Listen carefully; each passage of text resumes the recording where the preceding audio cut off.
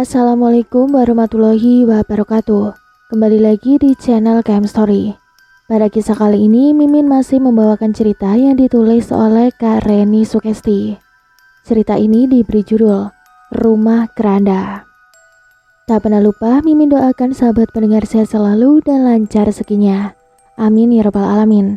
Dan jangan lupa untuk mendukung channel ini dengan cara like, komen, dan subscribe. Terima kasih. Baiklah, langsung saja kita masuk ke ceritanya dan selamat mendengarkan.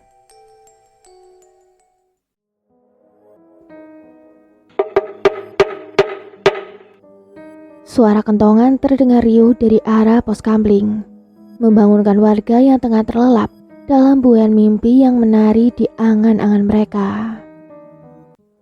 Bangun, tolong, tolong! Teriak salah satu warga yang tengah kebagian jatah meronda malam. Ada mayat, gantung diri di rumah keranda. Ayo, bangun semua! Bapak-bapak yang satunya tidak kalah seru berteriak membangunkan warga. Semua warga yang mendengar kegaduhan di luar rumah segera beranjak bangun dari tidur mereka untuk mengetahui gerangan apa yang tengah terjadi. Ada apa toh? Mali, Parjo, kok berisik banget? Kata Pak RT, menanyakan kepada kedua satpam suruhannya yang membuat kegaduhan. Mayatnya lagi hamil kayaknya Pak RT. Perutnya buncit, gede banget. Timbal Parjo tak mau ketinggalan. Aduh, ada mayat Pak RT. Gimana ini Pak? Ucap beberapa warga yang berada di tempat itu. Iya sudah, mari kita datangi rumah keranda itu. Jawab Pak RT kemudian. Pak RT pun bersama warga pergi menuju ke arah makam karena rumah keranda berada di dalam makam. Guna mencari kebenaran atas berita yang Pak Parjo dan Pak Mali gembar-gemborkan. Setelah tiba di makam, warga mengucapkan salam terlebih dahulu sebelum memasukinya, lalu menuju ke rumah keranda yang berada di tengah makam. Betapa kagetnya warga begitu membuka pintu. Terlihat mayat seorang perempuan yang sedang hamil besar tengah tergeletak di atas keranda yang tidak berpenutup. Ya Allah, bener, itu ada mayat. Teriak salah satu warga lalu diikuti yang lainnya. Pak RT, gimana ini Pak? Ucap Parjo. Mau kita apakan jenazah ini Pak? Tanya Pak Mali kemudian. Sebaiknya kita bawa saja jenazah perempuan ini ke masjid agar jenazah ini bisa dirumat secepat mungkin. Dan tentunya barang siapa yang mungkin nanti ada warga yang mengenalinya setelah nanti saya serukan kabar meninggalnya beliau. Jawab Pak RT penuh wibawa. Warga kemudian mengangkat keranda yang di atasnya ada mayat perempuan tersebut, lalu beramai-ramai membawanya ke masjid desa setempat. Waktu menunjukkan pukul 4:15. Tandanya masuk waktu sholat subuh. Muazin pun mengumandangkan azan. Sontak warga yang berada di tempat itu langsung pulang dan mengganti pakaian mereka dengan pakaian yang lebih bersih dan rapi. Warga lalu berbondong-bondong mendatangi masjid guna melaksanakan jamaah sholat subuh dengan dipimpin Ustadz Rizal sebagai imamnya. Semua warga khusyuk mengikuti jamaah sholat subuh. Namun, berbeda dengan Pak Parjo dan Pak Mali yang berada di saf paling belakang.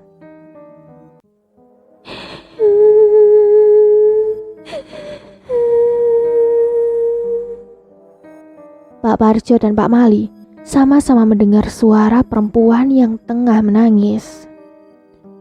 Dalam keadaan masih sholat, keduanya bergidik ngeri karena lampu yang terletak di teras, tepatnya di atas keranda yang ada jenazah tersebut, tiba-tiba mati dan ditangkap ekor kedua mata Pak Parjo dan Pak Mali.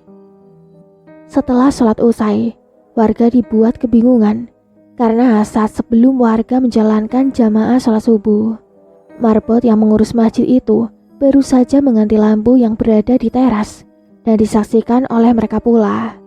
Namun belum juga sholat usai, lampu itu sudah mati lagi. Tiba-tiba, cap. Astagfirullahaladzim, lampunya hidup lagi, ucap warga saat lampu teras itu tiba-tiba hidup dengan sendirinya. Seketika, warga bergidik ngeri. Tengguk mereka meremang, disertai angin dingin yang merasuk ke persendian tulang mereka. Ini ada apa ya? Pertanyaan muncul di setiap pikiran mereka. Sudah. Bapak Ibu semuanya, mari kita lanjutkan wirid setelah sholat dulu, ucap Ustadz Rizal yang mencoba menenangkan keadaan. Parjo, Mali, kamu berdua jaga di depan ya. Takut nanti ada apa-apa, bisik Pak RT yang berada di soft depannya Pak Mali dan Pak Parjo. Siap Pak RT, jawab mereka bersamaan. Pak Mali dan Pak Parjo pun keluar dari masjid dan berjaga di depan, sesuai dengan instruksi dari Pak RT. Hingga tiba-tiba, saat warga yang berjamaah tengah khusyuk wiridan ba'da subhi, atau wiridan seusai menjalankan sholat subuh, Pak Mali dan Pak Parjo kembali merasakan suatu keganjilan saat berjaga di teras depan.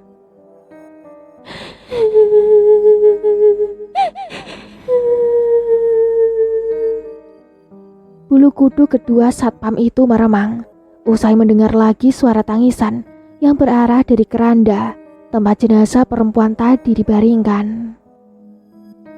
Parjo, kamu denger gak?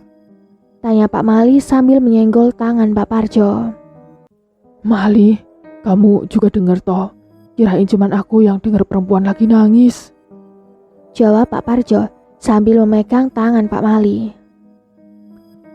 Parjo, takut ya takut aja, gak usah pakai pegang tangan dong, nanti dikira jeruk makan jeruk, gerutu Pak Mali yang sebenarnya tengah menahan rasa takut. Sumpah Mal, aku takut banget. Kita masuk ke masjid aja yuk, ajak Pak Parjo yang sudah tidak tahan dengan situasi yang ada. Kamu denger gak Parjo? Kita kan disuruh jaga-jaga di sini. Suruh tuh jagain cewek punting, jawab Pak Mali ngasal sembari mengisyaratkan dengan matanya. Akhirnya Pak Parjo dan Pak Mali meneruskan berjaga di serambi masjid, meskipun dengan ditemani gangguan yang berasal dari dalam keranda. Assalamualaikum warahmatullahi wabarakatuh. Innalillahi wa inna ilaihi raji'un. Terdengar suara Ustadz Rizal menyerukan kabar meninggalnya seseorang melalui pengeras suara masjid. Warga tampak keluar dari rumah mereka masing-masing karena ingin mendengarkan lebih seksama tentang siapa dari warga mereka yang telah berpulang ke rahmatullah. Warga tampak bingung karena diperintahkan agar segera mendatangi masjid setelah sholat subuh. Selain itu, Ustadz Rizal juga tidak menyebutkan siapa gerangan warganya yang sudah meninggal itu. Setelah warga yang tidak ikut berjamaah subuh memenuhi serambi masjid, Pak Firman sebagai ketua RT setempat memberikan suatu kabar yang membuat takut sekaligus mengagetkan warga. Assalamualaikum Bapak Ibu semuanya. Berhubungan dengan saya yang mengumpulkan panjenengan semua datang ke tempat ini, saya ingin menyampaikan kabar kepada panjenengan semua, ucap Pak Firman. Pak Firman pun lantas meneruskan tentang penjelasan mengapa warganya dikumpulkan di tempat ini. Saya ingin memberitahukan kepada kalian semua bahwa semalam 2 satpam kepercayaan saya telah innalillahi. Jadi yang di depan itu, celetuk salah seorang warga. Nggih, Pak, Bu, terang Ustadz Rizal. Tampak beberapa warga yang mulai ketakutan, namun juga ada beberapa di antara mereka yang malah bergibah ria. Pak RT, terus itu mayat mau diapain Pak? Kita kan gak tahu siapa dia, teriak warga yang terletak di barisan paling belakang. Iya Pak, itu mayat mau diapakan Pak? Tanya warga yang lain ikut-ikutan. Situasi makin tidak kondusif. Beberapa warga yang ada mulai terprovokasi oleh sebagian dari mereka yang berpikiran kolot Akhirnya dengan hembusan nafas beratnya, Pak Firman mengajukan sebuah pertanyaan. Maaf sebelumnya, apakah di antara kalian ada yang mengetahui siapa jenazah perempuan ini? Tanya Pak Firman kemudian. Hening, tidak ada jawaban satupun yang keluar dari mulut mereka. Hanya wajah bingung yang tersirat, juga rasa penasaran yang membuncah. Saat warga bingung dengan nasib mayat perempuan yang masih tergeletak di dalam keranda itu, mereka semua dibuat penasaran dengan terdengarnya suara mobil yang lewat. Dari arah luar masjid, ternyata ada sebuah mobil yang hendak memasuki pelataran. Sontak semua warga menoleh ke arah datangnya mobil tersebut. Assalamualaikum. Salam dari seorang bapak-bapak yang keluar dari mobilnya kepada warga. Waalaikumsalam, jawab warga serempak. Tampak warga penasaran dengan datangnya seorang tamu yang mereka tidak kenal. Ustadz Rizal dan Pak Firman pun kemudian keluar dari serambi masjid guna menanyakan sesuatu kepada bapak-bapak tersebut. Maaf sebelumnya, saya dengar dari kabar tetangga, katanya ada perempuan yang meninggal dan ditemukan di desa ini. Apakah saya boleh melihat jenazah yang tengah menggemparkan ini? Tanya bapak-bapak tersebut. Namun, saat mereka tengah berbincang, tercium bau bangkai yang terbawa angin, hingga rasa mual mendadak mereka rasakan. Boleh Pak, silakan. Jawab Pak Firman ragu. Tanpa menghiraukan lagi bau bangkai yang tercium, bapak-bapak itu mendekati jenazah wanita yang tergeletak di atas keranda. Astagfirullah, ucap Ustadz Rizal dan Pak Firman bersamaan. Seketika, Pak Firman dan Pak Ustadz kaget melihat keadaan perempuan yang sudah tidak bernyawa itu. Akan tetapi, respon yang berbeda ditunjukkan oleh bapak-bapak itu. Beliau tiba-tiba menangis histeris setelah mengucapkan sesuatu. Cynthia. Warga yang berada di tempat tersebut bertanya-tanya tentang bapak-bapak yang tengah histeris memeluk jenazah perempuan itu. Pak Firman selaku RT setempat mencoba menenangkan bapak-bapak itu dan bertanya siapa asli gerangan perempuan yang beliau tangisi. Maaf Pak, alangkah baiknya jika Bapak mengikhlaskan kepergian perempuan ini. Sebelumnya, maaf, apakah Bapak ada hubungan kerabat dengan perempuan di depan saya?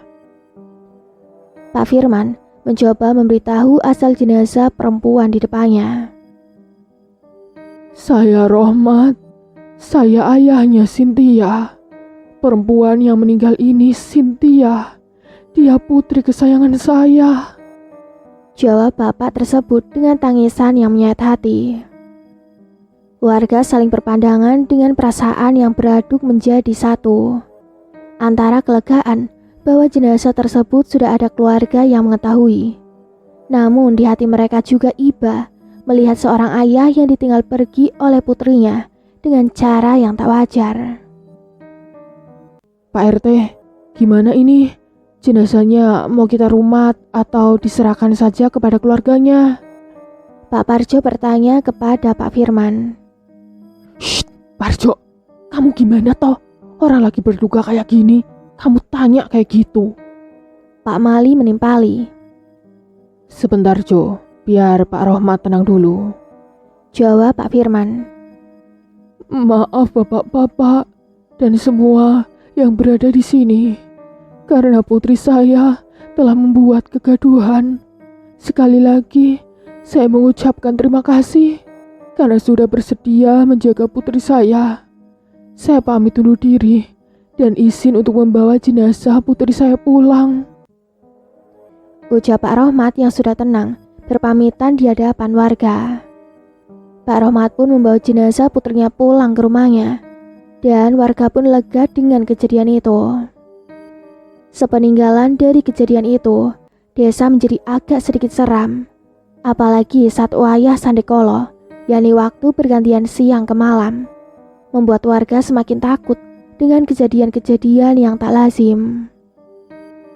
Warga sering diketuk pintu rumahnya, bahkan sering mendengar suara perempuan tengah menangis. Pak Mali dan Pak Parjo pun sekarang kalau meronda malam harus ditemani dengan menambah anggota warganya. Minimal kalau ada 6 orang, kedua satpam desa itu baru mau meronda malam, menjaga warga yang tengah dalam ketakutan. Kejadian demi kejadian yang tak lazim ini seringkali membuat orang bergidik ngeri. Seperti halnya contohnya pada malam ini, di mana Pak Parjo dan Pak Mali yang tengah menunaikan tugasnya dengan ditemani oleh sebagian warga. Pak Parjo yang biasanya selalu konyol dengan tingkahnya, terlihat berbeda dengan malam ini saat meronda. Saat Pak Mali dengan warga yang tengah asik memainkan kartu diselingi dengan tawa, Pak Parjo hanya diam saja di pojokan.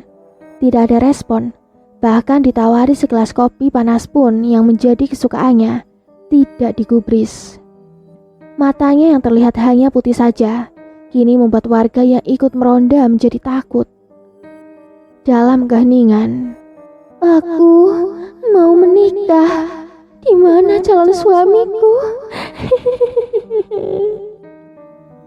Pak Parjo tiba-tiba bersuara seperti perempuan dan tertawa menakutkan. Warga yang berada di sana, tak terkecuali Pak Mali berteriak. Mereka lari tunggang-langgang melihat tingkah laku Pak Parjo yang seperti orang kerasukan. Setelah agak jauh, mereka pun berhenti dengan nafas yang tak beraturan. Pak Mali, itu sohib kamu kenapa? Tanya seorang warga. Iya, bener Pak Mali. Serem banget, kayak orang kesurupan aja. Timpal warga yang lain.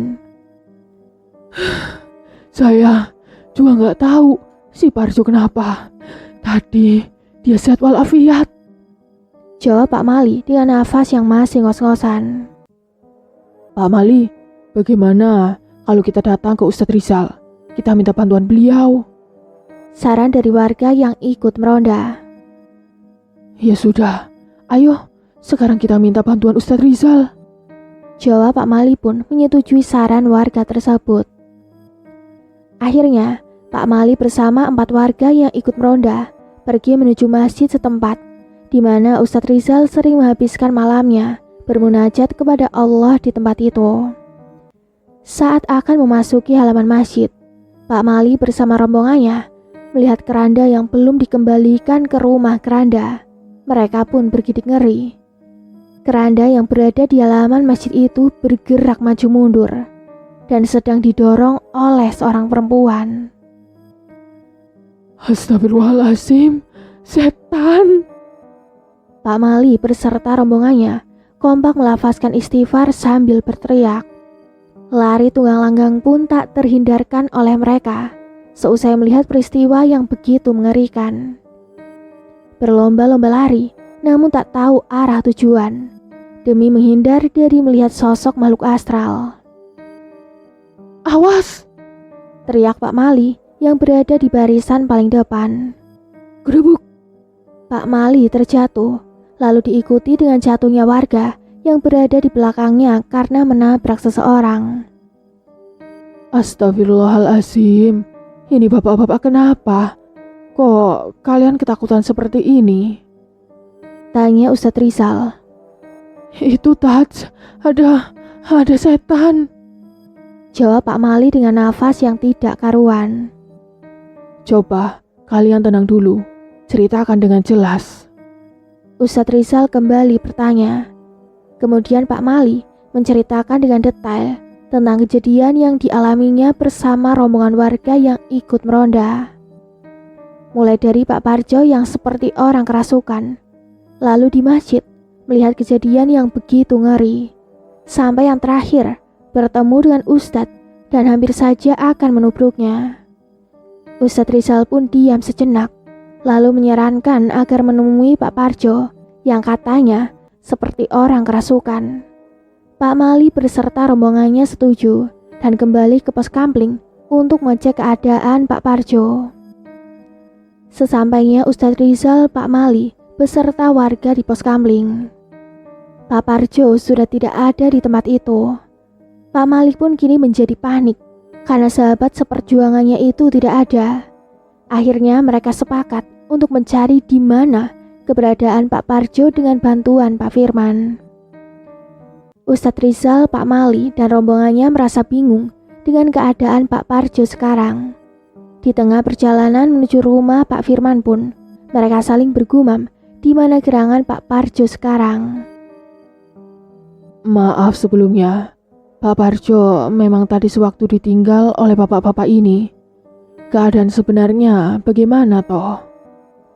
Ustadz Rizal memulai pembicaraan di tengah perjalanan. Ya, seperti orang kerasukan Ustadz. Kita pas tadi main catur, Parjo diem aja. Terus pas saya panggil Parjo, dia cekikikan kayak perempuan Ustadz. Jawab Pak Mali. Bener Tat, Pak Parjo tadi serem banget. Timpal warga yang lain. Astagfirullahaladzim. Ustadz Rizal pun beristighfar sambil mengelus dada. Rombongan Ustadz akhirnya sampai di rumah Pak Firman. Pak Mali kini tengah mengetok pintu rumah yang berada di ujung desa ini. Pak Firman terbangun mendengar pintu rumahnya diketuk. Assalamualaikum, Pak Firman. Ustadz Rizal melafazkan salam. Waalaikumsalam. Iya, sebentar. Jawab Pak Firman dari dalam rumah. Terdengar suara kunci rumah yang gemerincing, pertanda sang penghuni rumah akan membukakan pintu. Loh, ada Ustadz toh. Mali, kok bawa rombongan ronda? Ada apa ini Mal? Parjo kemana? Kok nggak ada? Tanya Pak Firman setelah membukakan pintu. Maaf sebelumnya Pak Firman. Kami datang rame-rame menjelang tengah malam. Kami datang ke sini ingin memberitahukan tentang keadaan Parjo saat ini. Kata Ustadz Rizal. Lah, memangnya kenapa dengan si Parjo? Dia sakit atau apa? Pak Firman kembali bertanya. Begini Pak Firman. Pak Mali pun menceritakan tentang kejadian yang menimpa Pak Parjo, sekaligus peristiwa ngeri yang mereka lihat di masjid, sampai bertemu dengan Ustadz Rizal. Pak Firman mengangguk-anggukkan kepalanya. Diam sejenak, lalu memutuskan untuk pergi bersama rombongan ronda menuju ke kediaman Pak Parjo. Rombongan pun setuju dan berangkat menuju ke kediaman Pak Parjo.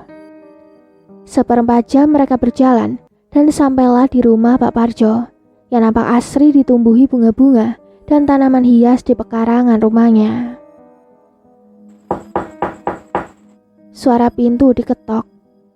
Assalamualaikum. Pak Firman mengucapkan salam. Waalaikumsalam. Terdengar suara perempuan menjawab salam dari dalam rumah. Pintu terbuka dan keluarlah seorang perempuan yang tak lain adalah istri dari Pak Parjo. Oh, ada Pak Firman, Ustadz Rizal, dan bapak-bapak juga.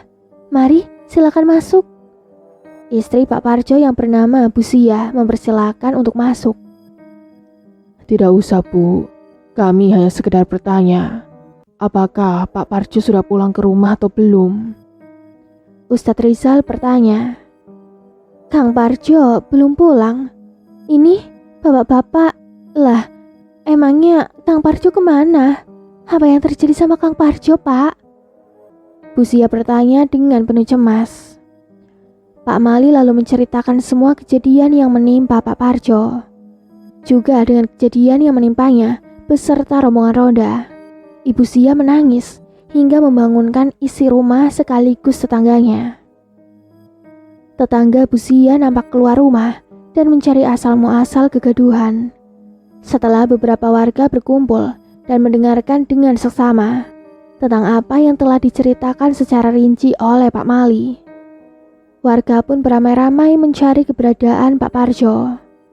Namun, sungguh sayang, hingga waktu menunjukkan akan masuknya waktu sholat subuh, Pak Parjo belum juga ditemukan. Dengan berat hati, warga pun pulang ke rumah masing-masing dan mengganti pakaiannya yang lebih rapi karena akan mengikuti jamaah subuh. Warga telah berkumpul di masjid dan sholat berjamaah subuh pun dimulai dengan tenang dan khusyuk. Namun, berbeda dengan Pak Mali dan rombongan ronda yang tadi malam mendapatkan jatah meronda. Orang-orang tersebut nampak ketakutan mengingat kejadian di halaman masjid tadi malam. Nampak wajah kegelisahan walau mereka sedang bersama banyak jamaah yang lain dalam masjid. Sholat subuh pun usai. Ustadz Rizal memulai membuka pembicaraan setelah wiridan ba'da subuh rampung. Semua jamaah mendengarkan dengan seksama tentang rencana pencarian Pak Parjo yang belum juga ditemukan. Namun, sebelum Ustadz Rizal mengakhiri musyawarah, Ustadz Rizal menganjurkan agar keranda yang masih berada di halaman masjid supaya dikembalikan ke rumah keranda yang berada di tengah makam. Pak Mali beserta 3 warga mengikuti perintah dari Pak Firman untuk mengembalikan keranda ke rumahnya di makam. Sedangkan warga yang lain berpencar untuk melanjutkan kembali pencarian di mana keberadaan Pak Parjo sekarang. Saat warga desa sepakat tengah beramai-ramai mencari di mana Pak Parjo berada, di rumah Pak Parjo sendiri terlihat banyak ibu-ibu yang menemani Mbak Zia, di mana Mbak Zia tengah dalam keadaan yang memprihatinkan. Ya Allah, Kang Parjo, di mana kamu, Kang? Terdengar suara Mbak Zia yang tengah menangis sambil memanggil-manggil nama suaminya. Sabar Mbak Zia, semoga Pak Parjo segera ditemukan. Bu RT mencoba menenangkan Mbak Zia. Betul Mbak Zia, kita doakan saja semoga Pak Parjo lekas ditemukan. Timpal ibu-ibu yang lain. Ibu, Bapak kok nggak pulang-pulang? Bapak kemana, Bu? Terdengar suara anak Mbak Zia yang menangis pula. Dung, Bapak nanti pulang kok, Dung. Doakan saja bapakmu ya, Dung. Jawab Mbak Zia menguatkan putra semata wayangnya yang berusia 4 tahun itu. Di sisi lain, Pak Mali dan ketiga warga yang baru sampai di makam setelah menempuh waktu 20 menit karena jarak yang cukup jauh, langsung menuju ke rumah keranda yang berada di tengah makam. Ya Allah, Parjo! Teriak Pak Mali begitu membuka pintu rumah keranda dan melihat Pak Parjo tengah tertidur di ruangan itu. Kenapa Pak Mali? Teriak warga yang lain. Ada apa Pak? Kok teriak Pak Parjo? Warga yang satunya mengikuti. Parjo ada di sini. Jawab Pak Mali dengan raut kebingungan. Mana Pak? Mana? Warga yang berada di luar rumah keranda segera masuk ke dalam sambil bertanya. Loh, Pak Mali? Ini Pak Parjo. Kok ada di sini? Tanya warga yang baru masuk kepada Pak Mali. Saya juga tidak tahu, Pak. Coba kamu berdua panggil warga yang lain. Aku sama kamu jaga di sini. Perintah Pak Mali kepada kedua bapak-bapak tersebut. Kemudian, kedua bapak-bapak tersebut pergi dari makam dan mencari warga lainnya yang juga tengah mencari keberadaan Pak Parjo. Pak Firman, Pak Parjo sudah ketemu, Pak. Teriak salah satu bapak yang telah menemukan Pak Parjo. Yang benar Pak, lalu di mana Parjo sekarang? Tanya Pak Firman. Di rumah keranda Pak, ayo kita ke sana sekarang. Bapak itu pun menganjurkan agar mendatangi rumah keranda. Sebentar Pak, Ustadz Rizal, sebaiknya Ustadz memberitahu warga yang lain untuk menghentikan pencarian karena Pak Parjo sudah ketemu.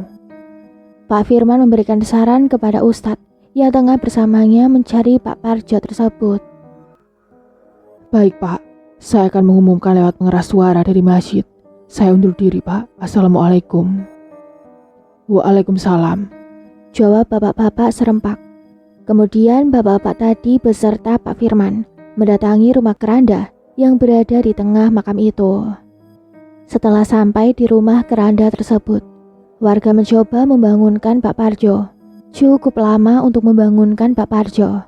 Namun, setelah Pak Parjo bangun dari pingsannya, Pak Parjo terlihat seperti orang yang linglung. Pak Parjo terlihat ketakutan, seperti orang yang dikejar setan. Selain itu, Pak Parjo juga tidak mau diajak pulang ke rumah dan berteriak tidak jelas. Baru setelah Ustadz Rizal datang dan membacakan Al-Fatihah, Pak Parjo mulai sadar. Namun dalam keadaan yang sangat lemah, hingga untuk berjalan pun harus dipapah 2 orang. Pak Parjo pulang dengan dipapa oleh Pak Mali dan 1 warga lainnya.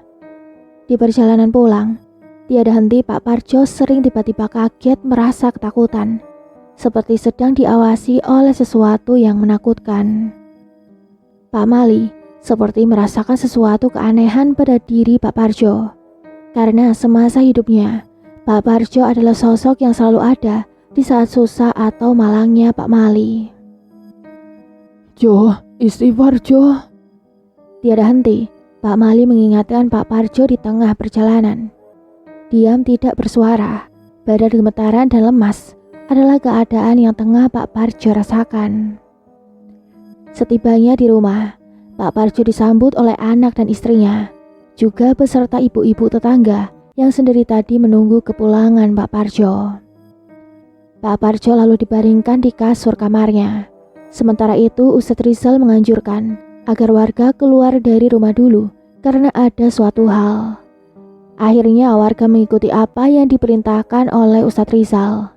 Mereka keluar dari rumah Pak Parjo, sedangkan Pak Firman dan Pak Mali tetap di dalam menemani Ustadz Rizal, mengobati Pak Parjo yang tengah dalam keadaan pengaruh makhluk tak kasat mata. Ustadz Rizal kemudian meminta Bu Zia yang berada di samping Pak Parjo untuk membawakan segelas air putih. Pak Parjo yang sendiri tadi melamun, tiba-tiba menjerit kepanasan. Saat Ustadz Rizal memegang ubun-ubunnya dengan disertai melafazkan doa. Cukup kau manusia, hentikan, aku bilang hentikan. Terdengar raungan suara Pak Parjo seperti suara seorang perempuan. Kalau kamu mau keluar dari tubuh ini, maka aku tidak akan menyakitimu. Ustadz Rizal menjawab teriakan makhluk yang merasuki tubuh Pak Parjo. Aku akan pergi kalau aku mendapatkan keadilan. Timpal suara makhluk tadi. Baiklah, tapi ceritakan dulu siapa kamu dan keadilan apa yang ingin kamu dapatkan. Setelah beberapa saat, Pak Parjo kemudian bangun dan memeluk Bu Zia dengan ketakutan yang masih menggelayuti. Pak Firman kemudian bertanya kepada Pak Parjo setelah dirasa Pak Parjo sudah tenang mengenai bagaimana Pak Parjo bisa dirasuki oleh makhluk tersebut. Pak Parjo pun menceritakan di mana waktu itu saat akan menuju pos kamling, Pak Parjo mendengar suara perempuan menangis di jalan menuju arah kuburan. Pak Parjo yang mempunyai naluri seorang bapak-bapak tidak tega mendengar rintihan suara perempuan tersebut. Namun, saat Pak Parjo menegur perempuan yang menangis tadi, Pak Parjo kaget bukan main. Karena perempuan yang tadi menangis adalah perempuan yang meninggal gantung diri beberapa waktu yang lalu. Pak Parjo seketika pingsan di tempat dan saat bangun tubuhnya seperti ada yang mengendalikannya. Saat berada di pos kamling, Pak Parjo memberontak, ingin memberitahukan kepada Pak Mali juga warga yang berada di sana bahwa dirinya sedang berada di bawah pengaruh makhluk yang begitu mengerikan. Barulah Pak Mali dan warga yang lain sadar saat makhluk itu menampakkan dirinya yang berada di tubuh Pak Parjo. Setelah itu, Pak Parjo dibawa oleh makhluk tersebut menuju ke rumah keranda, di mana rumah itu menjadi saksi dia gantung diri. Pak Parjo dibiarkan begitu saja oleh makhluk itu setelah melepaskan diri dari tubuh Pak Parjo. Dan begitu bangun, Pak Parjo bingung karena berada di rumah keranda dan tengah dikelilingi oleh warga. Sedangkan Pak Parjo masih tengah dalam rasukan makhluk perempuan tak kasat mata itu. Semua yang berada di sana tampak hening dengan adanya teror yang mulai masuk ke desanya. Pak Firman lalu memutuskan untuk mendatangi kediaman perempuan yang meninggal gantung diri beberapa hari yang lalu. dengan disetujui saran Pak Firman selaku RT setempat oleh warganya. Pak Firman dengan ditemani Ustadz Rizal juga Pak Mali mencari tahu alamat Pak Rohmat, yakni wali perempuan yang bernama Cynthia yang meninggal tidak wajar tersebut. Akhirnya, mereka menemukan rumah Pak Rohmat. Setelah hampir lamanya, Pak Firman beserta Ustadz Rizal mencari keberadaan tempat tinggal Pak Rohmat. Setelah 2 jam berkeliling ke desa tetangga, rumah yang begitu asri dengan ditumbuhi beberapa bunga dan tanaman obat, itulah rumah Pak Rahmat berada. Assalamualaikum. Pak Firman mengucapkan salam sambil mengetuk pintu.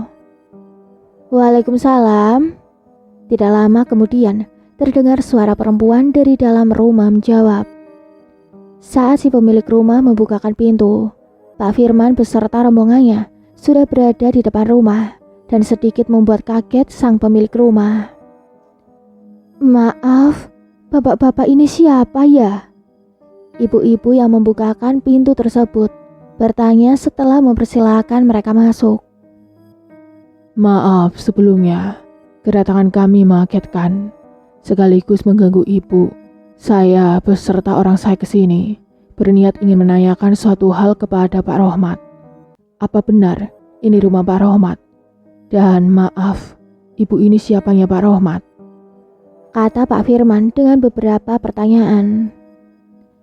Saya ini istrinya Pak Rohmat dan bapak keadaannya sedang tidak baik. Sepeninggalannya Cynthia anak kami. Terdengar istri Pak Rohmat menahan tangisnya. Kalau begitu, bolehkah saya menemui Pak Rohmat? Tanya Ustadz Rizal. Boleh Pak, silakan masuk.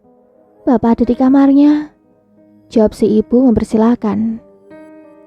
Kemudian Pak Firman beserta rombongannya masuk ke dalam kamar Pak Rohmat. Begitu memperhatikan keadaan Pak Rohmat saat itu. Badannya kurus kering dan sangat lemas. Pak Firman pun tidak tega untuk membangunkan Pak Rohmat yang tengah tertidur dan langsung keluar dari kamar. Ustadz Rizal beserta Pak Mali pun mengikuti Pak Firman keluar tanpa aba-aba. Walaupun mereka berdua bingung dengan sikap Pak Firman. Pak Firman pun izin untuk pamit kepada istrinya Pak Rohmat dan akan datang kembali jika keadaan Pak Rohmat sudah memungkinkan. Saat di perjalanan pulang, Ustadz Rizal tampak diam saja, tidak ikut menimbrung Pak Firman dan Pak Mali bercerita. Dan itu menyebabkan kecurigaan. Ustadz Rizal hanya menanggapinya dengan senyuman saja. Padahal banyak sekali pertanyaan yang menggelayut di pikirannya. Saat memasuki rumah Pak Rohmat, Ustadz Rizal seperti merasakan suatu aura yang sangat kuat. Dan bahkan di dalam rumah Pak Rohmat, banyak sekali makhluk yang menampakkan sosoknya yang begitu sangat mengerikan. Namun, semua itu Ustadz Rizal pendam sendiri dan tidak berani untuk memberitahukannya kepada Pak Firman juga Pak Mali. Setelah sampai di gapura desa mereka, tampak warga yang tengah beramai-ramai menuju ke rumah salah seorang warga. Mereka bertiga lalu menyusul warga yang lain menuju rumah yang tengah ramai tersebut. Ternyata di rumah salah satu warga tersebut ada bayi yang meninggal. Ustadz Rizal pun mendekati bayi tersebut. Setelah diamati dengan seksama dan tidak lupa dibacakan amalan tanpa ada orang lain yang tahu, Ustadz Rizal mendapati kejanggalan dalam kematian bayi tersebut. Ustadz Rizal hanya diam saja karena tidak ingin menambah kesedihan wali bayi tersebut. Ustadz Rizal bersama warga yang lain merumat bayi itu agar segera dimakamkan. Sedang warga yang lain bergotong royong membuat makam si bayi dikuburkan. Setelah acara pemakaman bayi selesai, Ustadz Rizal kemudian pulang ke rumahnya dan tidak kembali lagi ke rumah keluarga yang sedang bergabung. Warga yang lain pun sama, langsung pulang ke rumah mereka masing-masing untuk membersihkan diri setelah memakamkan jenazah bayi tersebut. Di rumah, Ustadz Rizal tidak henti-hentinya memikirkan tentang jenazah bayi yang meninggal tidak wajar itu. Namun, Ustadz Rizal tidak bisa mengatakan kepada wali yang kehilangan bayinya karena waktu dan keadaan yang tidak memungkinkan. Di sisi lain, Pak Firman juga mulai curiga dengan gerak-gerik Ustadz Rizal. Karena sejak pulang dari rumah Pak Rohmat sampai pemakaman jenazah bayi usai, Ustadz Rizal terkesan bersikap aneh dan menyembunyikan suatu hal, namun tidak ingin jika orang lain yang mengetahuinya. Pak Firman pun yang semakin penasaran dengan sikap Ustadz Rizal, mencoba mendatangi kediaman beliau. Assalamualaikum. Pak Firman mengucapkan salam setelah berada di depan rumah Ustadz Rizal. Waalaikumsalam, sebentar. Terdengar suara Ustadz Rizal dari dalam rumah. Oh, ada Pak Firman. Mari Pak, silakan masuk. Iya Ustadz. Pak Firman kemudian bertanya kepada Ustadz Rizal tentang sikapnya yang aneh sejak pulang dari rumah Pak Rohmat sampai pemakaman jenazah bayi itu usai. Ustadz Rizal hanya menanggapinya dengan senyuman sambil berkata bahwa dirinya sedang tidak enak badan. Makanya Ustadz Rizal tidak banyak bicara waktu itu. Pak Firman pun sepertinya percaya dengan penuturan yang diberikan oleh Ustadz Rizal. Karena sewaktu Pak Firman berbicara dengan Ustadz Rizal sering bersin dan merah matanya. Setelah Pak Firman puas dengan jawaban yang diberikan oleh Ustadz Rizal, Pak Firman pun meminta izin untuk pamit. Ustadz Rizal mengantar Pak Firman sampai di depan gerbang rumahnya. Kemudian masuk ke rumah dan tiduran di kamarnya. Sebenarnya, Ustadz Rizal ingin memberitahu sesuatu hal yang dirasa ganjil menurutnya. Baik itu saat berkunjung ke rumah Pak Rohmat atau saat merumah jenazah bayi sebelum dimakamkan. Namun, Ustadz Rizal berpendapat bahwa keganjilan yang ia rasakan sebaiknya ia telusuri dahulu sebelum memberitahu kepada orang lain. Malam harinya, Ustadz Rizal bersama warga lain menghadiri acara tahlilan di rumah warga yang tengah berkabung tersebut. Dari awal mulai hingga acara tersebut usai, Ustadz Rizal bernafas lega karena tidak ada kejadian aneh yang terjadi. Ustadz Rizal pun bersama warga lain pamit untuk pulang. Sesampainya di rumah, waktu menunjukkan pukul 10 malam, Ustadz Rizal pun langsung masuk ke kamar sholatnya. Kemudian melaksanakan 2 rakaat sholat sunat. Lalu setelahnya mujadahan. Tirakat, itulah hal yang sedang dilakukan Ustadz Rizal, bermunajat kepada Allah, meminta segala ampunan dan memohon keselamatan dunia akhirat. Saat Ustadz Rizal tengah bermunajah, terdengar suara-suara begitu mencekam dan menyayat hati meminta tolong. Tak gentar dengan suara tersebut, Ustadz Rizal meneruskan kembali mujadahnya saat mendapat gangguan. Baru saja suara-suara itu terhenti, di dalam kamar sholat Ustadz Rizal, seperti ada angin besar yang datang. Ustadz Rizal lalu menyerukan bacaan mujadahnya agar tidak terganggu oleh mereka yang mencoba mengganggunya. Astagfirullahaladzim. Astagfirullahaladzim. Terdengar suara jendela yang terbuka dengan sendirinya. Ya Allah, aku memohon perlindungan-Mu. Dengan suasana yang semakin mencekam, Ustadz Rizal semakin mengkhusyukkan bacaan mujadahnya. Akhirnya setelah beberapa saat, angin yang berhembus kencang perlahan-lahan mulai menghilang, hingga Ustadz Rizal mengucapkan syukur.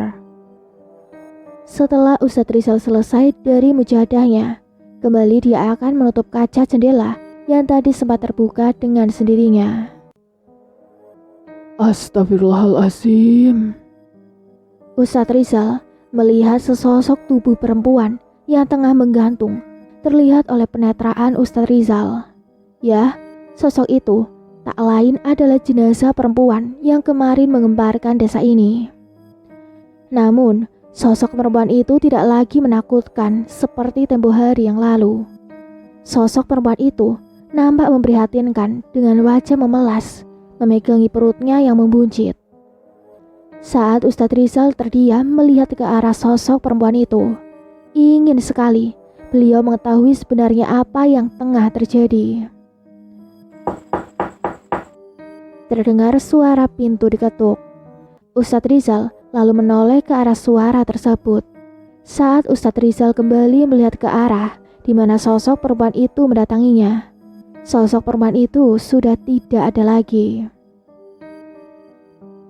Assalamualaikum. Terdengar ucapan salam dari luar. Waalaikumsalam. Ustadz Rizal menjawab dengan pandangan masih menyapu di luar jendela kamar sholatnya. Ya, sebentar. Saat pintu sudah terbuka, nampak seorang perempuan dengan wajah lusuh di depan pintu rumahnya tengah menggigil ketakutan. Ustadz, tolong saya Ustadz. Astagfirullah, ya Allah. Mbak Mela kenapa? Perempuan yang dini hari datang ke rumah Ustadz Rizal tak lain adalah ibu yang barusan kehilangan bayinya. Perempuan itu menangis dengan wajah yang memprihatinkan, memohon pertolongan kepada Ustadz Rizal. Ustadz Rizal nampak bingung dengan situasi ini. Perempuan itu meminta pertolongan, namun dengan segera dia pergi dari rumah Ustadz Rizal tanpa berkata apa-apa lagi. Ustadz Rizal seperti mendapat sesuatu yang membuat hatinya tidak tenang. Akhirnya setelah menguji semua pintu rumahnya, Ustadz Rizal mendatangi perempuan yang baru kehilangan bayinya tersebut. Saat sampai di tempat yang dituju, nampak pemandangan yang begitu miris. Perempuan yang tadi mendatangi rumahnya menjerit histeris hingga mengundang warga yang tengah tertidur pulas. Ustadz Rizal seketika menelpon Pak Firman agar mendatangi rumah duka yang jenazahnya tadi dimakamkan. Setelah beberapa saat, warga sudah padat saja mengelilingi rumah ini. Tampak beberapa warga mulai bergibah ria melihat kejadian mengerikan di depan mata. Sontak, mereka yang baru datang langsung beristighfar, mengucap doa agar terhindar dari peristiwa mengerikan di depan mata mereka. Ya Allah, ada apa lagi ini Ustadz? Ucap Pak Firman setelah sampai di tempat kejadian. Entahlah, yang terpenting kita harus merumah jenazah ini sebelum semuanya makin kacau. Sahut Ustadz Rizal. Akhirnya, Ustadz Rizal dibantu oleh beberapa warga menurunkan Mas Yudi setelah membuka lilitan di lehernya terlebih dahulu. Ya, peristiwa mengerikan yang baru saja terjadi adalah meninggalnya Mas Yudi dengan cara yang tak wajar. Mas Yudi meninggal dengan tali yang terbelit di lehernya. Mas Yudi tak lain adalah ayah dari bayi yang baru saja dimakamkan hari itu. Warga tampak kasihan dengan nasib yang menimpa keluarga yang baru seumur jagung ini. Umur pernikahan yang baru menginjak 1 tahun, sudah kehilangan bayinya yang baru dilahirkan. Setelah itu, sang ayah juga meninggal dengan cara yang tak wajar pula. Mbak Mela, wanita yang baru saja kehilangan bayi dan suaminya tersebut, nampak histeris saat jenazah suaminya sudah diturunkan. Tangisan tak dapat dibendung pula oleh keluarga yang mengalami kejadian memprihatinkan ini. Terdengar suara pohon yang rubuh di halaman depan. Angin yang tenang-tenang saja kini berhembus dengan kencang, disertai suara hewan malam yang saling bersahutan. Warga dibuat takut dengan keadaan mencekam ini. Hanya lafaz istighfar yang keluar dari mulut mereka. Ya Allah, ada apa ini? Pasti ini azab dari Allah. Wah, jangan-jangan akan ada musibah ini. Tampak warga saling menyerukan apa yang ada dalam pikiran mereka. Kejadian demi kejadian yang menakutkan di desa ini membuat pikiran warga tambah kacau. Angin pun seperti tak ingin membebaskan warga dari pikiran negatif. Teratak yang berada di depan rumah duka tiba-tiba ambruk dan hampir mengenai warga yang berada di bawahnya. Astagfirullahaladzim, ini pasti azab dari Allah. Keluarga ini pasti banyak salahnya, ucap salah seorang warga memprovokasi yang lain. Dengan rasa takut yang masih terselip di pikiran mereka, warga tampak bergotong royong menata teratak yang barusan roboh itu. Mereka meletakkan bagian-bagian dari teratak yang rusak karena roboh di pinggir halaman. Takut kalau nanti ada angin besar lagi, akan roboh setelah dipasang. Tampak keluarga yang tengah berduka itu merasakan rasa malu atas apa yang mereka alami. Bayi mereka yang mendadak meninggal tak wajar, lalu disusul sang ayah yang mati secara mengenaskan, serta kejadian aneh yang terus mengikuti. Pak Firman, Ustadz Rizal dan keluarga korban sepakat untuk memakamkan jenazah keesokan harinya, dikarenakan waktu dan suasananya yang tidak memungkinkan. Akhirnya, Ustadz Rizal dan Pak Firman pulang ke rumah mereka masing-masing. Sedang Pak Mali dibantu oleh beberapa warga menjaga rumah yang tengah berduka itu. Baru saja saat akan sampai di rumahnya, Ustadz Rizal teringat ini sudah mau masuk waktu sholat subuh. Alhasil, Ustadz Rizal lalu tidak jadi mendatangi rumahnya dan berpindah haluan menyegerakan ke masjid desanya. Azan subuh kurang 15 menit lagi. Setelah berwudu, Ustadz Rizal lalu duduk dan bersikir. Tidak ada yang dirasakan saat menit-menit awal. Namun, pada pertengahan tertangkap oleh ekor penetraannya. Lampu luar masjid yang tiba-tiba mati, lalu hidup lagi. Astagfirullah, ada apa lagi ini? Menghadapi cobaan yang terus saja mengganggunya, Ustadz Rizal mencoba menenangkan hatinya agar tidak goyah dengan apapun. Akhirnya, azan subuh sudah memasuki waktunya. Ustadz Rizal lalu melantunkan azan subuh, memanggil para warga untuk mendekatkan diri pada Sang Kuasa. 10 menit kemudian, warga sudah memenuhi aula masjid. Dengan penuh khusyuk, sholat subuh pun dilaksanakan. Tanpa diduga, warga yang berada pada saf paling belakang mengalami kejadian menakutkan selama menjalankan sholat.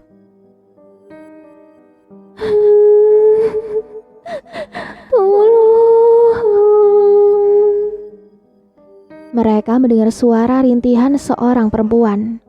Angin yang berhembus dengan tak wajar, serta lampu yang mati hidup berulang-ulang, membuat sholat mereka tidak konsentrasi.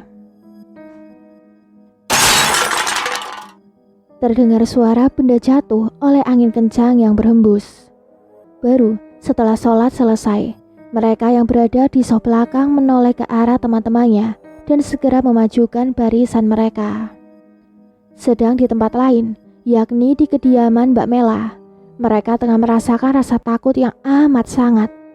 Jenazah suaminya Mbak Mela, alias Mas Yudi, tiba-tiba terjatuh dari meja pembaringan jenazah yang digunakan untuk memandikan jenazah. Dengan segera, mereka lalu membenarkan posisi jenazah ke tempat semula.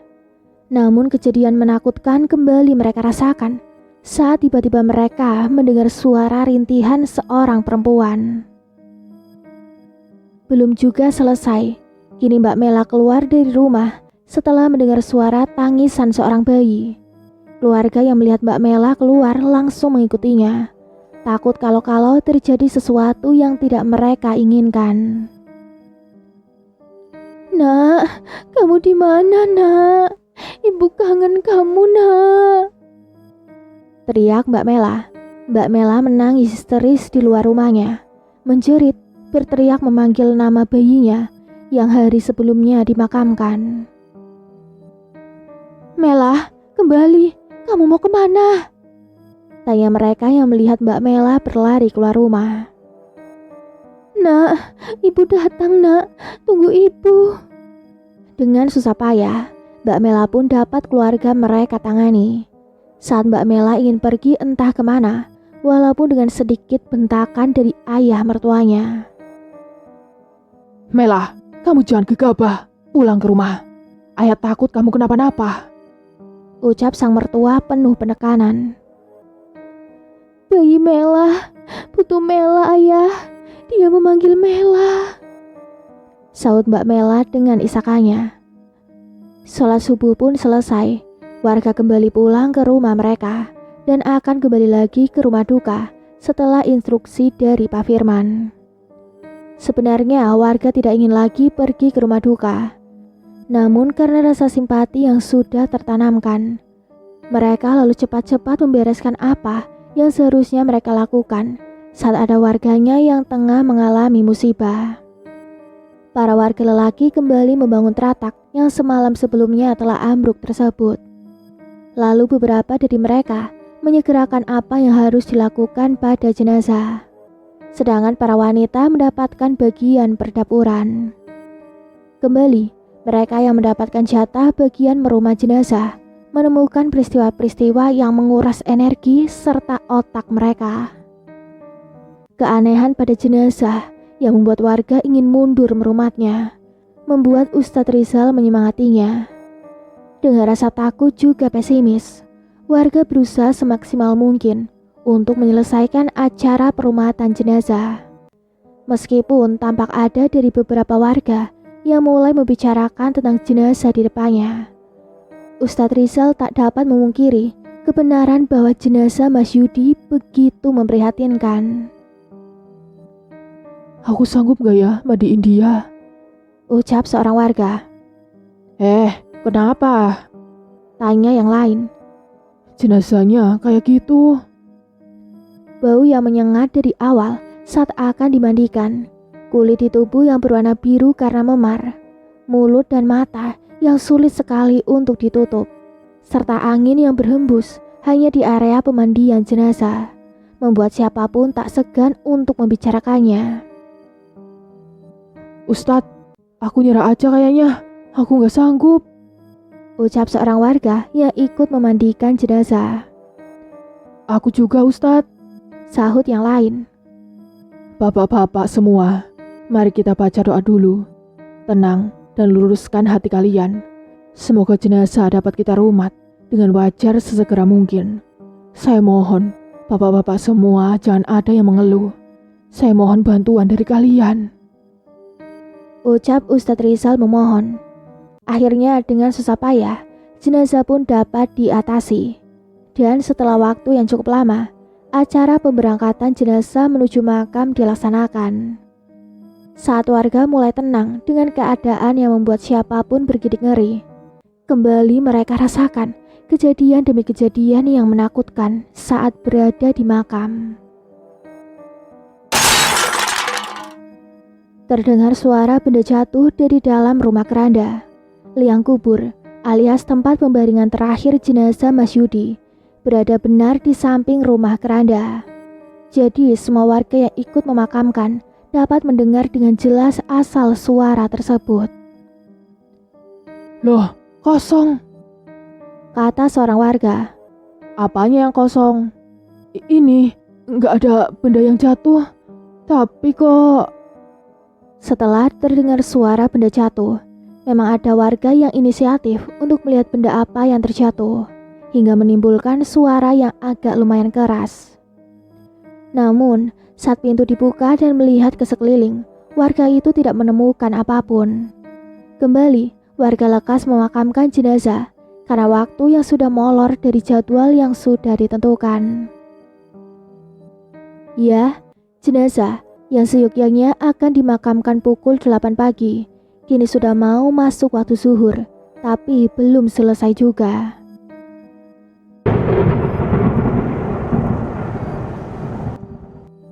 Kembali warga dikejutkan dengan suara petir yang menggelegar. Tak cukup sampai di situ, jenazah yang baru saja akan diturunkan di liang lahat terjatuh karena warga yang sempat panik hingga tidak konsen dengan jenazah yang dipegangnya. Angin berhembus dengan kencangnya, disusul mendung yang kian menyelimuti, membuat warga merasa takut yang membuncah.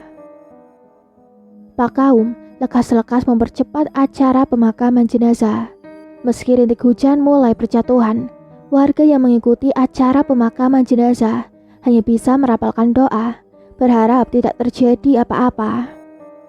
Kilat yang menyambar dengan hebatnya berhasil merobohkan batang pohon beringin hingga jatuh tepat di atas makam almarhum. Namun, karena suasana yang mencekam dan acara pemakaman telah selesai, ditambah para warga sudah akan sampai di gerbang makam, akhirnya dibiarkan saja batang pohon itu dan warga pulang ke rumah masing-masing. Pukul 3 sore, setelah hujan yang cukup lebat berhenti, warga mulai berdatangan ke rumah duka. Mereka merasa iba dengan kejadian yang menimpa Mbak Mela. Kematian sang suami, juga bayi yang baru saja dilahirkan, sungguh amat tragis. Mereka sama-sama mengalami kematian yang tak wajar. Seminggu berlalu, saat warga mulai tenang dengan peristiwa-peristiwa yang menggemparkan di desanya. Kini warga dibuat kaget dengan kuburan almarhum Mas Yudi yang ambles. Pak Mali dan Pak Parjo yang sudah mulai aktif lagi menjadi satpam desa, ngeri melihat kondisi makam yang seperti itu. Akhirnya dibantu warga setelah Pak Parjo dan Pak Mali koar-koar tentang keadaan makam Mas Yudi. Makam pun menjadi lebih baik keadaannya. Berbeda dengan warganya, Ustadz Rizal mendapat gangguan di setiap malamnya. Beliau yang selalu bermunajat kepada Sang Khalik terus saja didatangi oleh perempuan yang meninggal waktu itu. Tak henti-henti gangguan mendatanginya, seolah perempuan itu hendak ingin mengatakan sesuatu.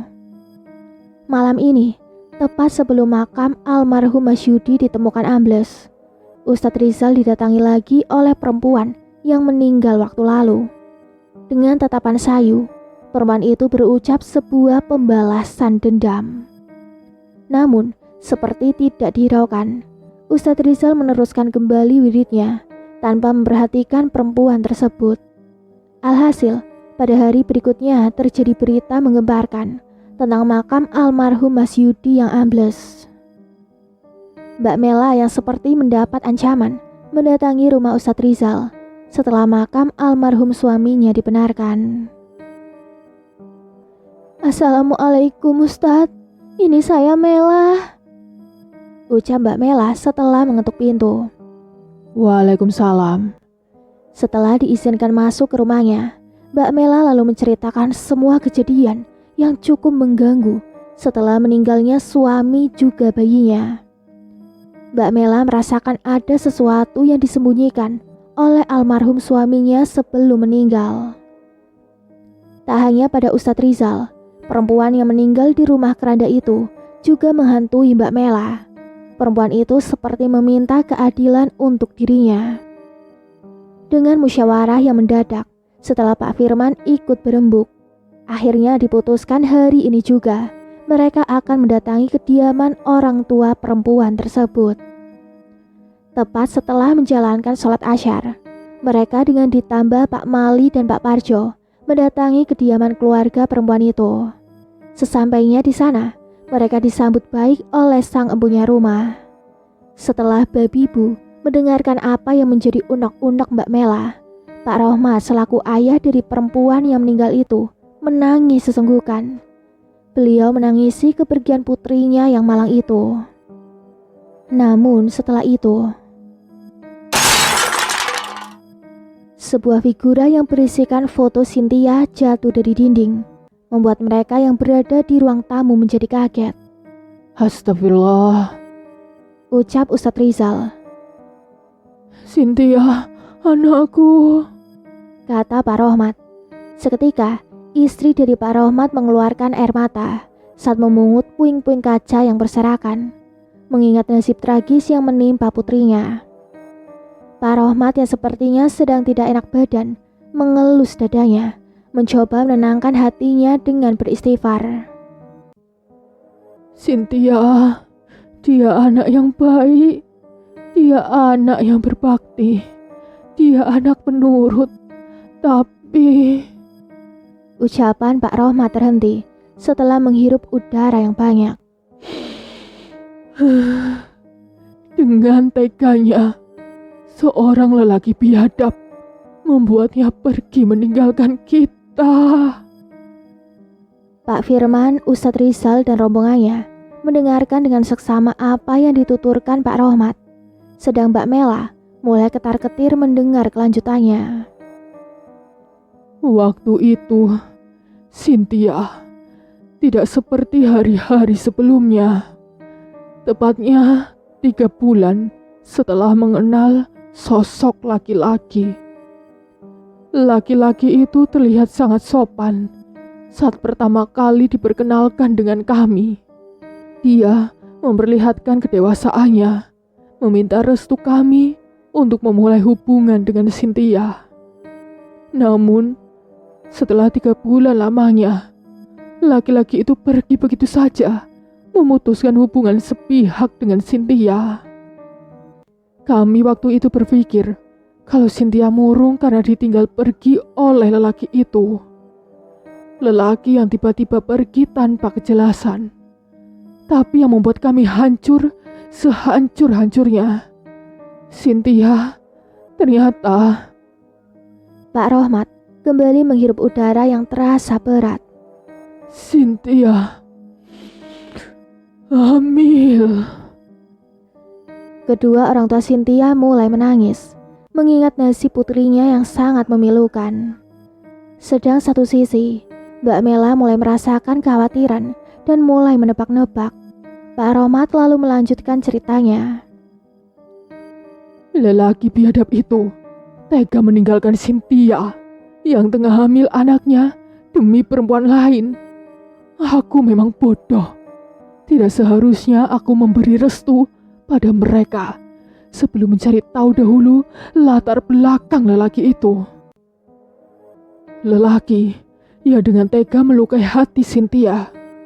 Tanpa disadari, dia sebenarnya juga melukai hati seorang perempuan lain, yaitu istrinya. Lelaki itu menerima perjodohan dengan seorang perempuan. Namun sayangnya, dia tidak mencintai istrinya, bahkan setelah menikah. Lalu setelah itu, dia bertemu dengan Cynthia dan memulai sebuah hubungan.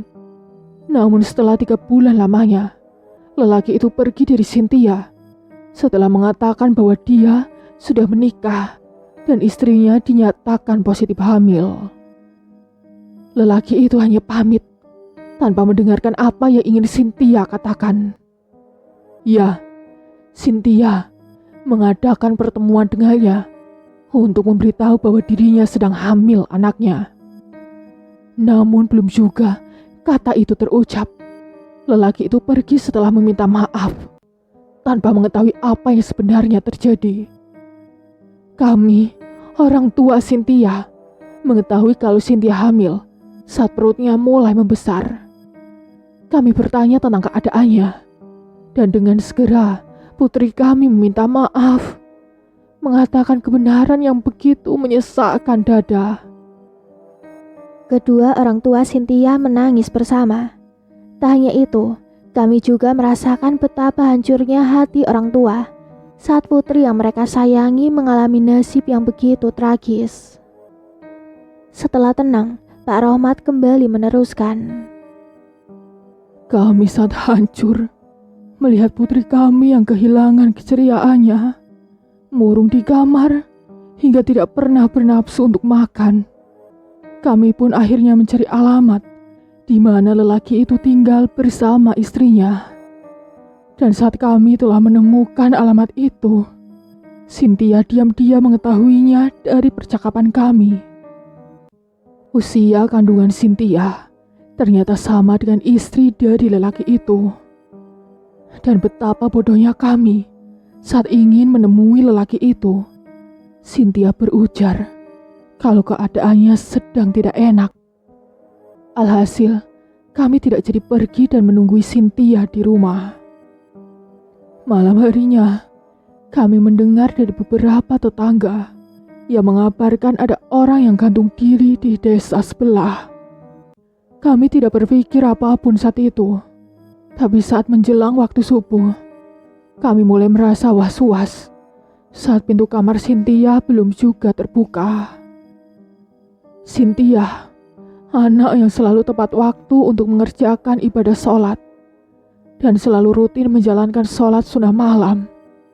Pikiran kami semakin tak menentu saat pintu dikunci dari dalam dan tidak ada sahutan dari Cynthia saat kami memanggil namanya. Dengan susah payah pintu kudobrak, namun Cynthia sudah tidak ada di kamarnya. Pintu jendela terbuka dan nampak di atas kasurnya ada foto yang berisikan keluarga dari lelaki yang telah menyakitinya. Kami tambah khawatir saat melihat foto satu keluarga itu penuh darah. Pikiran kami tidak menentu. Dan pada akhirnya, setelah menjalankan sholat subuh, kami berkunjung ke desa di mana terdengar kabar ada perempuan yang gantung diri. Setelah bertemu dengan jenengan semua, hati dan pikiran saya tambah kacau saat melihat ada keranda yang tergeletak di halaman masjid. Saya sungguh sakit melihat seseorang berada dalam keranda itu. Tadi sangka dia memilih jalan yang tidak kami duga. Pak Rohmat dan istrinya menangis, mengingat kembali peristiwa yang memilukan itu. Kami sudah pasrah dengan apa yang sudah digariskan pada Cynthia. Hanya saja, kami merasa Cynthia belum sepenuhnya merelakan nasibnya. Sudah beberapa hari, dia menemui kami dengan wajah sendunya. Namun saat kami ingin memeluknya, dia langsung menghilang. Pak Rohmat mengakhiri ceritanya.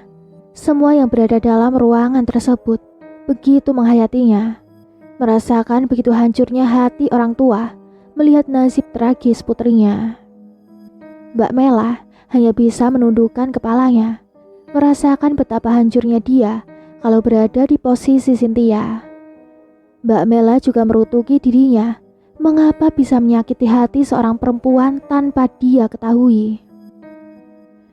Waktu menunjukkan pukul 9 malam saat mereka berpamitan dengan yang punya rumah.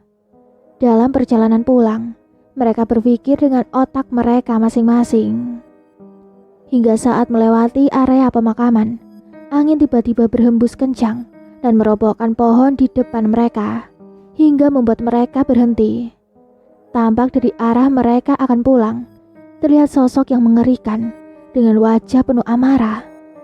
Sosok itu menghadap lurus, mengarahkan pandangannya jelas menuju Mbak Mela. Dengan penuh ketakutan, Mbak Mela lantas bersembunyi di belakang Ustadz Rizal. Astagfirullah. Sontak, lafaz istighfar keluar dari mulut masing-masing. Ustadz, tolong saya Ustadz, lirih Mbak Mela. Perbanyak istighfar, Mbak, suruh Ustadz Rizal kemudian. Sosok mengerikan itu lalu mendekat dengan seringannya yang menakutkan. Angin malam yang berhembus, ditambah sepinya tempat itu dari lalu lalang orang-orang, membuat suasana yang semakin mencekam. Biasanya jam segini masih ada orang maupun kendaraan yang seliweran. Tapi mendadak kok nggak ada yang lewat ya? Bisik Pak Parjo. Oh, mendadak sepi banget. Aduh, saya jadi pengen ngompol ini. Balas Pak Mali kemudian. Kamu harus mati. Kata itu keluar dari sosok mengerikan hingga membuat semua yang ada di tempat merasa ketakutan. Nyawaku harus kamu bayar. Kamu yang membuatku seperti ini. Kamu yang membuatku berpisah dari Mas Yudi. Dan sekarang kamu harus merasakan apa yang aku rasakan. Ucap sosok mengerikan itu penuh penekanan. Ya, sosok yang mengerikan tersebut adalah perempuan yang meninggal mengenaskan tempo hari. Setelah sebelumnya membuat huru-hara hingga Pak Parjo menjadi salah satu korbannya. Istirahatlah kamu dengan tenang di alam sana. Tidak ada gunanya kamu menuntut atas apa yang tidak mereka fahami. Ucap Ustadz Rizal pada sosok itu. Nyawa harus dibayar dengan nyawa. Tekan sosok mengerikan itu. Angin malam yang berhembus kian kencang, ditambah suara lolongan hewan malam terdengar dari segala penjuru, membuat ketakutan yang amat sangat. Pak Parjo dan Pak Mali saling berpelukan, merasakan ketakutan yang begitu besar. Mbak Mela dengan ketakutan yang dia miliki lantas bersuara.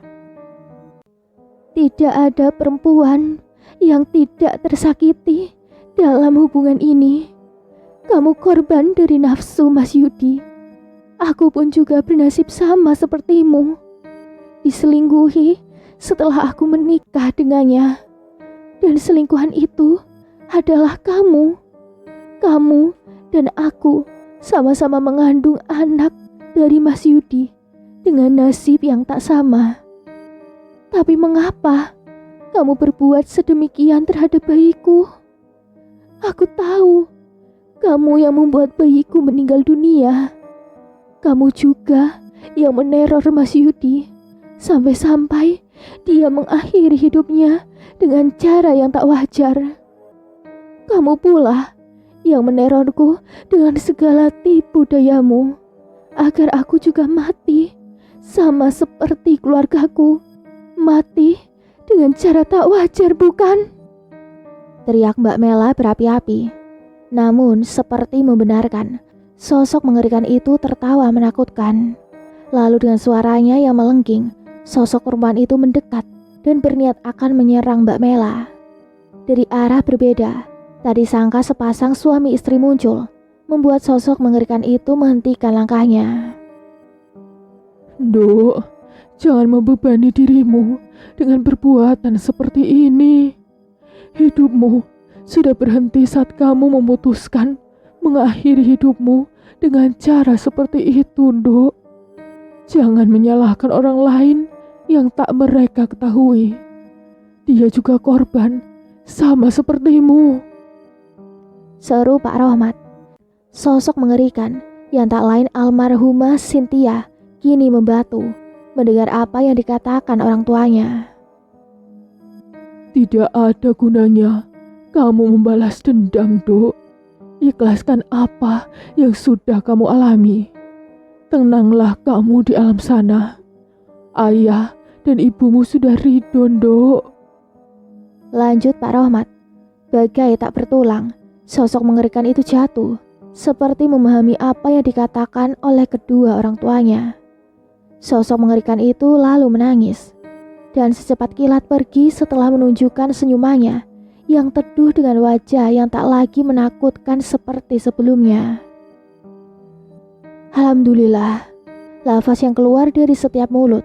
Ustadz Rizal beserta rombongannya lalu berterima kasih kepada Pak Rohmat dan istrinya yang sudah membantu dan menyadarkan sosok yang menyerupai putrinya tersebut. Hingga sosok itu tak melancarkan balas dendamnya pada Mbak Mela. Pak Rahmat beserta sang istri pun pamit setelah dirasa semuanya aman. Seminggu berlalu, kini desa kediaman Ustadz Rizal sudah mulai menunjukkan aktivitasnya. Malam pun sudah tidak ada rasa takut lagi bagi warga desa untuk beraktivitas seperti semula.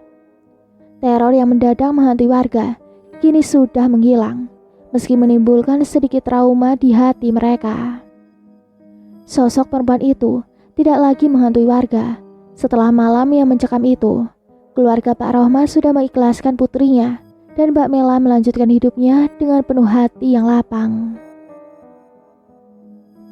Sejatinya, segala sesuatu yang terjadi di dunia ini karena sebab dan akibat. Tidak ada yang dapat luput dari segala kesalahan. Namun dengan hati seluas samudra, bentuk apapun dari semua rasa sakit hati dapat melebur. Tidak ketenangan hati yang didapat dengan membalas sebuah dendam, bahkan setelah adanya kematian. Demikianlah akhir kisah ini. Semoga dapat menjadi pembelajaran untuk sahabat pendengar, terutama bagi kaum wanita, agar tidak dengan mudah memberikan mahkotanya. Sekian dan mohon maaf bila ada kekurangan. Terima kasih banyak atas doa dan support sahabat pendengar KM Story. Semoga sehat selalu dan lancar rezekinya. Amin. Tunggu kisah lainnya di video selanjutnya. Mimin pamit undur diri. Wassalamualaikum warahmatullahi wabarakatuh.